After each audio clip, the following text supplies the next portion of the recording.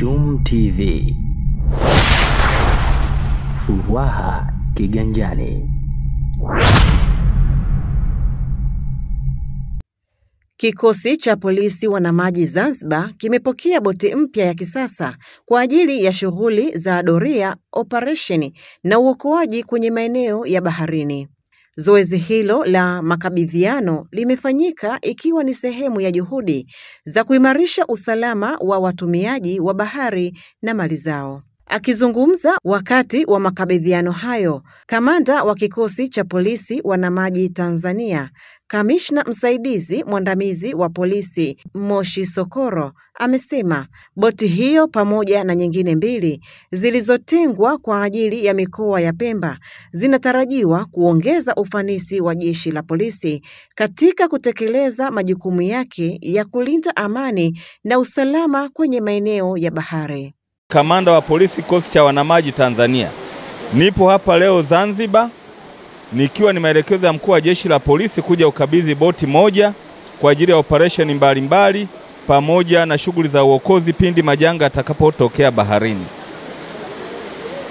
Boti hii ni miongoni mwa boti 3 ambazo mkuu wa jeshi la polisi amezigawa kwa Zanzibar, kwa maana Zanzibar yenyewe kama Unguja, Pemba Kusini na Pemba Kaskazini. Kwa hiyo baada ya ukabidhi hapa, boti zingine 2 zitapelekwa Pemba Kusini na Pemba Kaskazini.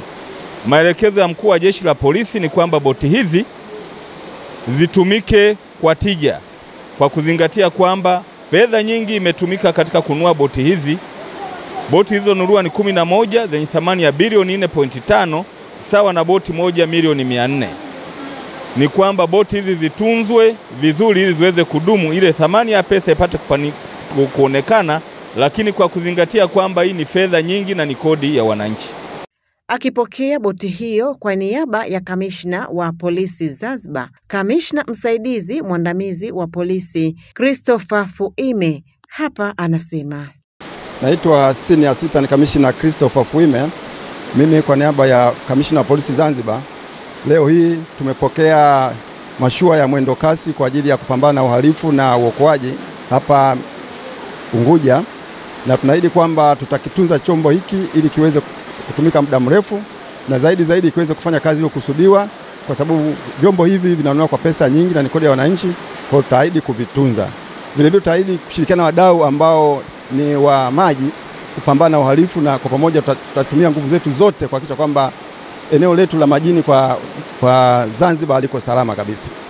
Akif Al-Hamis, mkurugenzi mkuu wa shirika la bandari Zanzibar, amesema uwepo wa boti hizo utasaidia kwa kiasi kikubwa katika kuimarisha ulinzi na usalama katika maeneo ya bandari na maeneo ya mwambao kwa ujumla.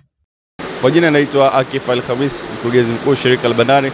Kwa furaha kubwa leo tumepokea uongozi wa jeshi la polisi hususan uhusiano upande wa huduma za maji, na tunatarajia Zanzibar kupokea takriban boti 3 ambao kwenye mgawanyiko wa boti 11 zitakazogaiwa katika nchi ya Tanzania. Boti hizi zitaserve katika bandari zetu za Unguja na Pemba, na kwa hali halisi kubwa sana zitaweza kutusaidia kuondokana na changamoto ya huduma za rescue za uokozi, lakini pia kuboresha usalama katika maeneo yetu ya bandari. Na limekuja ndani ya muda mwafaka kama tulivyoteta hapa leo, kwa sababu hivi karibuni Mheshimiwa Rais amezindua boti za sea taxis ambazo takriban 6 zimezinduliwa, na ilikuwa kilio cha muda mrefu wa wadau wa kutoa huduma za baharini hususan kwa upande wa utalii na wananchi kuwepo kwa boti ambazo zinaweza kutoa huduma za uokozi, lakini pia kupambana na uhalifu pale inapotokea changamoto yote. Kwa sisi kama uongozi wa shirika la bandari tumesipokea kwa mikono miwili na tumefarajika kwa kuwa sasa tutaweza kurudi kwa wadau wetu kuwaambia jinsi gani serikali imeweza kulifanyia kazi swala hili la kuboresha usalama baharini ndani ya muda mfupi sana.